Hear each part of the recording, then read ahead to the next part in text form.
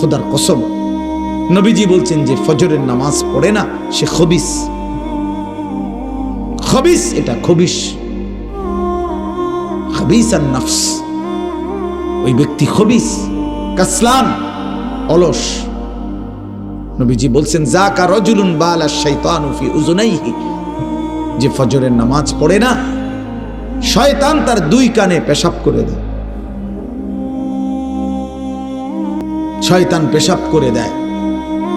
নবী সাল্লাল্লাহু আলাইহি ওয়াসাল্লাম বলেন ফজরের নামাজ না পড়ে যেই নাফরমান ঘুম থেকে জাগে ঘরের বাইরে বের হয় সে শয়তানের ইবলিসের পতাকা নিয়ে বের হয়। রায়াতুশ শাইতান, শয়তানের পতাকা নিয়ে বের হয়। এজন্য দোস্ত আমরা এটা বোঝা উচিত। আমার কথা, প্রথম কথা এটা প্রত্যেকেই বোঝা উচিত, আমি মুসলমান, আমার একজন আল্লাহ আছেন, আমার শ্রেষ্ঠ রাসূল আছেন, আমার একটা কিতাব কোরআন আছে, আমার একটা ধর্ম ইসলাম আছে।